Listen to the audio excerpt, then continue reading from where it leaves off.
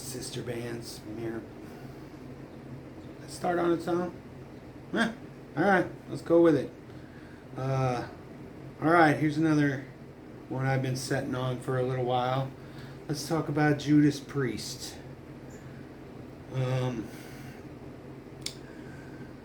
KK Downing quit Judas Priest, I don't know, 10 years ago. When was it? 2015, 14, something like that. And last couple of years, they've been going back and forth at each other online and in the press. And now they've kind of just become the newest addition to what I like to call sister bands or mirror bands, where there's two versions of band out playing at the same time. Queensryche, LA Guns, Rat, Dokken to an extent. George Lynch never used the Dokken name, but bands like that where there's two versions. Either the singer breaks off and has his own version of the band, and Great White, that's another one. And then the band gets a new singer and continue as the band. And hopefully I'll do a video of detail on some of those later on, because they're really interesting. But the newest version of that is Judas Priest, because Rob Halford, Glenn Tipton, Ian Hill,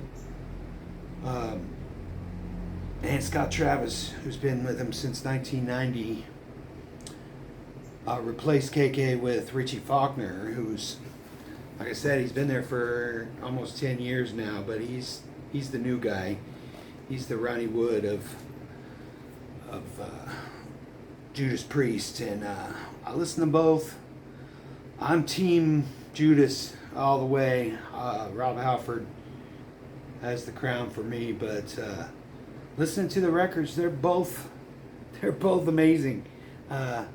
Super just punchy power metal, just straight up heavy metal. It's really good. I mean, details, I didn't really care that much. But moving on, we got Skid Row.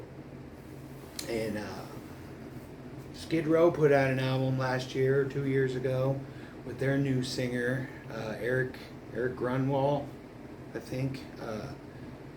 He's from Scandinavia somewhere, Norway or something like that. If not, I apologize if I got that wrong. But he was amazing. That album, I listened to a lot of it, and him singing with the original guys from Skid Row, it seemed to hold up, the writing, and he has that edge. It's perfect match to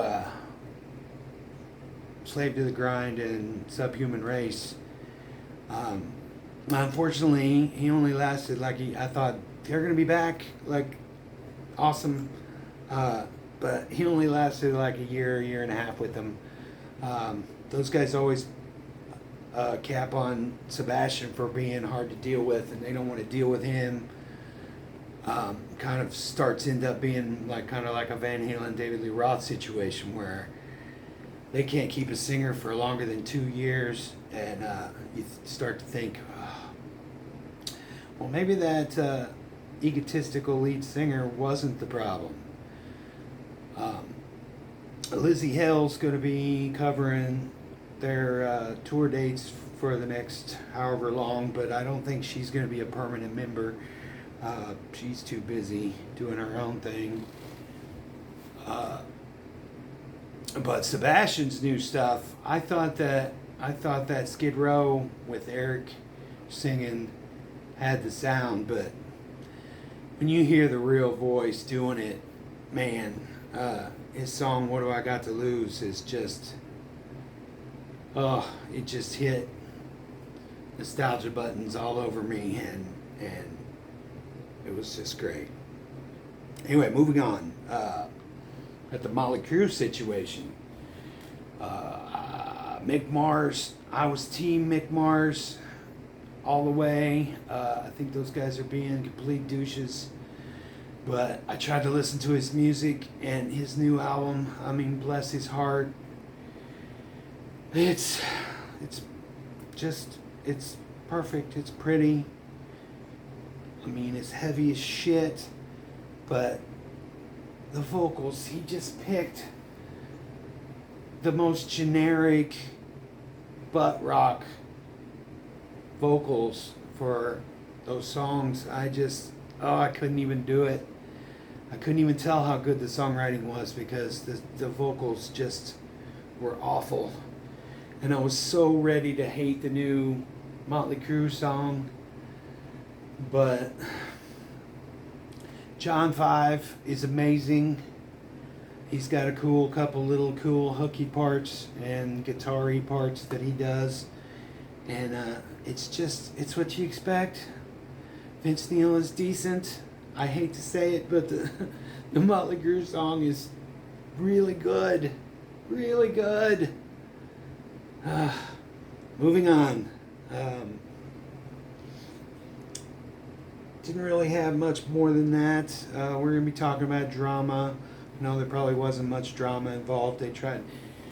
Press tried to strike up some drama or whatever, but Jay Weinberg quit Slipknot to join ended up joining Suicidal, and Slipknot ended up getting a guy named Eloy. Oh crap! I'm sorry, I can't remember his last name, but he's gonna be a Slipknot drummer. I was impressed with his playing, but I'm not a fan of his style. He seems super heavy. And I know it's Slipknot, so you're supposed to be heavy, but it just seems like it's like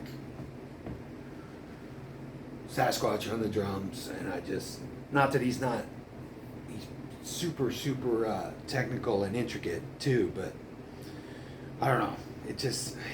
I saw some videos of him playing by himself, and it just didn't hit me the wrong way. Also, if we want to talk about drama, let's just get this out of the way. Some of these stories are things I've had sitting around for weeks and months, so I know I'm a little behind times on it, but System of a Down was supposed to do some sort of reunion, and I don't know why those guys have wasted the last 20 years like not being able to pull something together. I know they've been doing stuff. Surge had an album and I tried to listen to it, and I was just like, just wasn't enough. And I know Darren and the drummer John have put out several albums under another name over the last 20 years. They were pumping them out there for a little bit, but I tried to listen to some of it, and it's not the same. Like some reason those guys, Surge and Darren together, use System of a Down, and it's just kind of like Roger Waters and David Gilmour together as Pink Floyd. It just got to be that way. So, oh well. Anyway, we'll leave it right there. Hopefully my ums aren't driving you too crazy. I still haven't downloaded that editor app, and I'm trying to pump these out real quick. So, anyway, you got anything to say about what I've said in this video? I think at least I've covered some. I think the last video I didn't even get to cover any music because I was just trying to get the videos up to speed of where we're at, but they're gonna start dropping like flies now. The next one should be about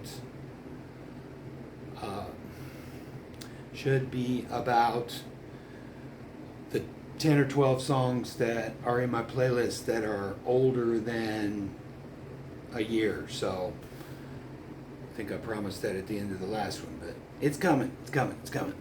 All right, out.